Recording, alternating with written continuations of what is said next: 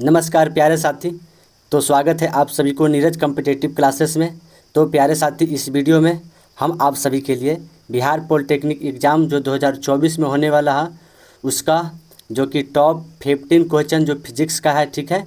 और ये प्रश्न जो है एग्ज़ाम में छपने वाले प्रश्न हैं, ठीक है, और प्रीवियस ईयर प्रश्न है, ठीक है।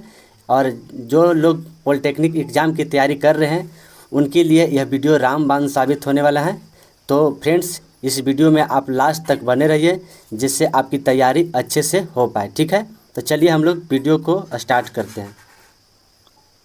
यहाँ पे देखिए फर्स्ट नंबर क्वेश्चन दिया हुआ है, बल का सीजीएस मात्रक कौन सा होता है। तो देखिए यहाँ पे बल का सीजीएस मात्रक पूछा गया है। तो देखिए इसका बिल्कुल राइट आंसर हो जाएगा जो कि ऑप्शन नंबर बी, ठीक है, जो कि बल का सीजीएस मात्रक डाइन होता है, ठीक है। और बल का इंटरनेशनल मात्रक क्या होता है, यानी कि एसआई मात्रक कितना होता है। एसआई को हम इंटरनेशनल नेटवर्क कहते हैं, ठीक है। और इसका एसआई मात्रक क्या होता है, तो जो न्यूटन होता है, ठीक है। चलिए यहाँ पे देखिए दिया हुआ है एम्पियर। तो एम्पियर किसका होता है, तो विद्युत धारा का एसआई मात्रक क्या चीज़ होता है, एम्पियर होता है, ठीक है। चलिए हम लोग इस सेशन को आगे बढ़ाते हैं। अगला नंबर प्रश्न है प्यारे साथी, यहाँ पे प्रश्न दिया हुआ है, संचार में प्रयुक्त फाइबर प्रकाशीय केबल किसके सिद्धांत पर कार्य करता है। तो यहाँ पे देखिए दिया हुआ संचार में प्रयुक्त फाइबर प्रकाशीय केबल जो किसके सिद्धांत पर कार्य करता है। ऑप्शन ए में दिया हुआ है प्रकाश का नियमित प्रवर्तन, ऑप्शन बी में दिया हुआ है प्रकाश का विस्तृत परिवर्तन, एंड ऑप्शन नंबर सी में दिया हुआ है प्रकाश का अपवर्तन, एंड ऑप्शन नंबर डी में दिया हुआ है प्रकाश का पूर्ण आंतरिक प्रवर्तन। तो फ्रेंड्स इसका बिल्कुल राइट आंसर हो जाएगा ऑप्शन नंबर डी, ठीक है, ऑप्शन नंबर डी, जो कि प्रकाश का पूर्ण आंतरिक परिवर्तन पर के सिद्धांत पर जो कि फाइबर प्रकाशीय केबल कार्य करता है, ठीक है। चलिए हम लोग यहाँ पे आगे बढ़ते हैं। यहाँ पे देखिए अगला प्रश्न है, तीसरा नंबर क्वेश्चन है प्यारे साथी। यहाँ पे देखिए दिया हुआ है मूल राशि की संख्या कितनी है। यहाँ पे देखिए मूल राशि की संख्या कितनी है। तो फ्रेंड्स इसका बिल्कुल राइट आंसर हो जाएगा ऑप्शन नंबर जो कि बी, ठीक है, जो कि मूल राशि कितने हैं, 7 हैं, ठीक है। चलिए यहाँ पे हम लोग आगे बढ़ते हुए फोर्थ नंबर क्वेश्चन पर ध्यान देंगे। यहाँ पे देखिए अगला प्रश्न दिया हुआ है, एक डायनोमो परिवर्तित करता है, क्या परिवर्तित करता है।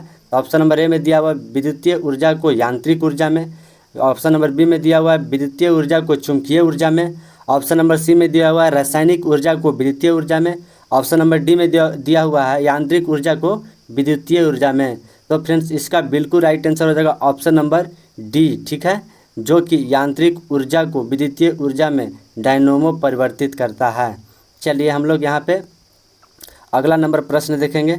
यहाँ पे देखिए अगला नंबर प्रश्न है, ज्योति तीव्रता का एसआई मात्रक क्या है। यहाँ पे देखिए ज्योति तीव्रता का एसआई मात्रक पूछ रहा है। तो फ्रेंड्स इसका बिल्कुल राइट आंसर हो जाएगा ऑप्शन नंबर ए, जो कि ज्योति तीव्रता का एसआई मात्रक कैंडिला होता है, ठीक है। और यहाँ पे इसको हम सीडी से लिखते हैं कैंडिला को। और यहाँ पे देखिए एम्पियर दिया हुआ है। तो एम्पियर किसका होता है, तो यह विद्युत धारा का होता है, विद्युत धारा का एसआई मात्रक एम्पियर होता है। यहाँ पे देखिए समय का क्या चीज़ होता है, समय का सेकंड होता है। उसके बाद चलिए हम लोग यहाँ पे आगे बढ़ते हैं, और आगे बढ़ते हम लोग अगला नंबर प्रश्न पर ध्यान देंगे। तो यहाँ पे देखिए अगला नंबर प्रश्न दिया हुआ है, गति कौन सा राशि है। यहाँ पे देखिए गति के बारे में बात किया जा रहा है, गति कौन सी राशि है। तो फ्रेंड्स इसका बिल्कुल राइट आंसर हो जाएगा ऑप्शन नंबर जो कि बी, ठीक है, गति जो कि अदिश राशि के रूप में है, ठीक है। और यहाँ पे इसका देखिए इसका मात्रक जो कि हम लोग एम से सूचित करते हैं, मीटर से सूचित करते हैं, ठीक है। चलिए यहाँ पे देखिए टेंजर राशि दिया हुआ है। तो टेंजर राशि जो कि प्रतिबल जो होता है वह टेंजर राशि के रूप में होता है, ठीक है। चलिए हम लोग आगे बढ़ते हैं। यहाँ पे देखिए अगला प्रश्न है, 7वां नंबर प्रश्न दिया हुआ है, दो क्रमिक श्रृंगों या क्रमिक गर्तों के बीच दूरी को क्या कहा जाता है। तो यहाँ पे देखिए दिया दो श्रृंगों और गर्तों के बीच की दूरी को क्या कहते हैं। तो इसका देखिए ऑप्शन नंबर जो कि सी बिल्कुल राइट आंसर हो जाएगा, जो कि हम दो श्रृंगों और गतिज के बीच को हम लोग तरंग दैर्घ्य के रूप में दर्शाते हैं, ठीक है। चलिए हम लोग आगे बढ़ते हुए प्रश्न को देखते हैं। यहाँ पे देखिए 8वां नंबर प्रश्न दिया हुआ है, ध्वनि तरंग किस माध्यम से नहीं होकर गुजरता। देखिए ध्वनि तरंग जो है यह किस माध्यम से होकर नहीं गुजरता है। तो फ्रेंड्स इसका बिल्कुल राइट आंसर हो जाएगा ऑप्शन नंबर जो कि बी जो कि यह निर्वात से होकर ध्वनि तरंग जो है वह नहीं गुजर सकता, ठीक है। यहाँ पे ठोस से होकर गुजरेगा, आदर्श गैस में भी गुजर सकता है, तरल पदार्थ में भी ध्वनि तरंग गुजर सकता है। ध्वनि ध्वनि जो है वह सबसे ज़्यादा अधिक किस में होता है, तो यह ठोस पदार्थ में ध्वनि सबसे ज़्यादा अधिक होता है। ध्वनि की चाल कितनी होती है, तो 332 किलोमीटर पर सेकेंड जो कि ध्वनि की चाल होती है, ठीक है। चलिए हम लोग आगे बढ़ते हैं। यहाँ पे आगे देखते हुए प्रश्न देखिए, यहाँ पे 9 नंबर प्रश्न दिया हुआ है, निम्न में से कौन सदिश राशि है। यहाँ पे देखिए सदिश राशि के बारे में बात किया जा रहा है।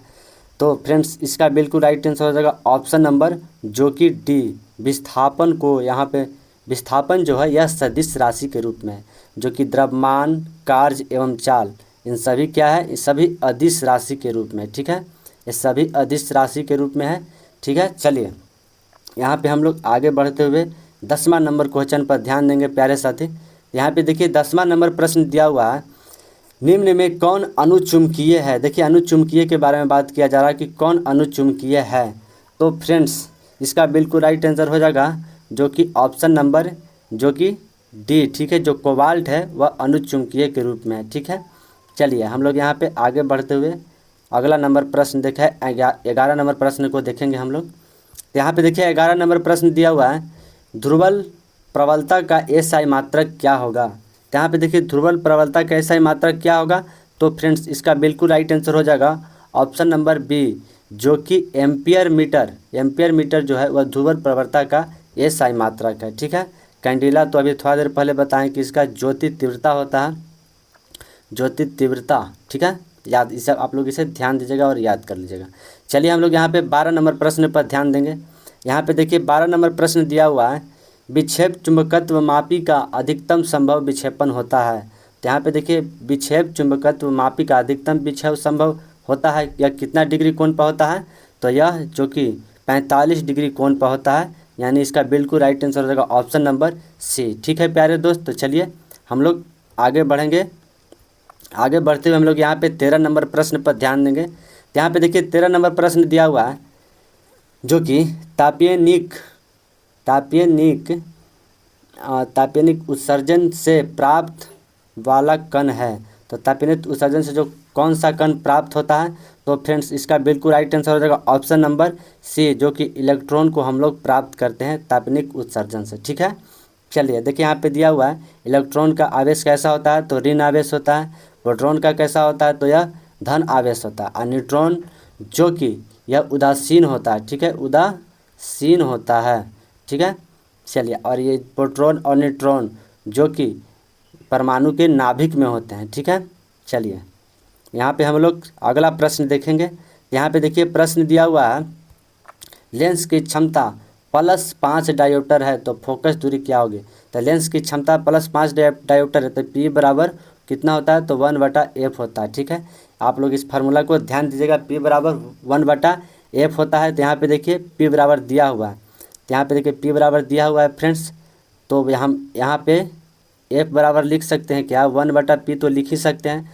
यहाँ पे देखिए जब यहाँ पे हम क्या करेंगे, तो एफ और यहाँ पे देखिए 100 ऊपर लिख देंगे और यहाँ पे पी का मान यहाँ पे पुट करेंगे, तो 5 दिया हुआ है। तो यहाँ पे इसको काट देंगे तो कितना होगा, 20 सेंटीमीटर, क्योंकि यह मीटर में रहता है। अगर सेंटीमीटर में करना रहता है तो हम लोग ऊपर से 100 से ऊपर गुना करते हैं, ठीक है। तो यहाँ पे करेंगे तो कितना होगा, 20, यानी इसका बिल्कुल राइट आंसर हो जाएगा ऑप्शन नंबर बी, जो कि 20 सेंटीमीटर होगा, ठीक है, इसका फोकस दूरी। चलिए हम लोग यहाँ पे आगे बढ़ते हुए 15 नंबर प्रश्न को देखेंगे। यहाँ पे देखिए 15 नंबर प्रश्न है, स्टीफन के विकिरण के नियम से संबंधित है। तो स्टीफन का जो विकिरण नियम है यह संबंधित है।